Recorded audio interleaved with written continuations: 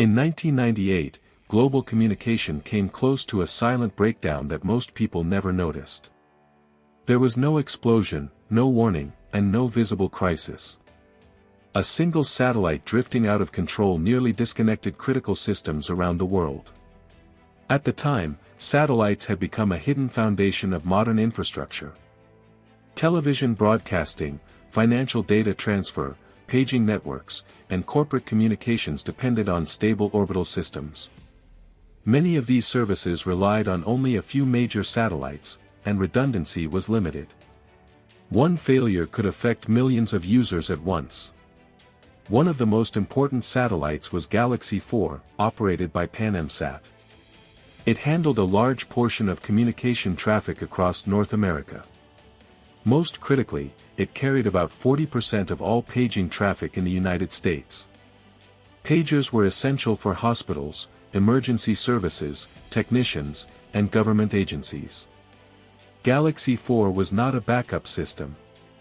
It was a central communication hub. On May 19, 1998, Galaxy 4 suffered a failure in its attitude control system. This system keeps a satellite properly oriented in space. A satellite must point its antennas toward Earth and its solar panels toward the Sun. When this system failed, Galaxy 4 began to rotate slowly. Its antennas no longer faced Earth, and communication signals were lost. Within minutes, pager networks stopped functioning across large areas. Hospitals could not reach doctors. Emergency coordination systems failed. Television broadcasters lost transmission links. Airlines and financial institutions experienced communication disruptions. Millions of devices were affected simultaneously. Engineers attempted to restore control. Commands were sent to stabilize the satellite, but it did not respond correctly. Although it still had power, it could no longer properly interpret instructions from Earth. If control was not regained, the satellite would become permanently unusable. This was the critical moment. Replacing Galaxy 4 was not simple. Other satellites could not instantly take over its traffic. Orbital positions and radio frequencies are tightly regulated. Ground equipment is configured for specific satellites. A prolonged failure would have caused extended outages in communication services. Engineers initiated an emergency recovery procedure. They transmitted a special command sequence designed to reset the satellite's control system and force it into a stable orientation. This operation was risky and rarely used.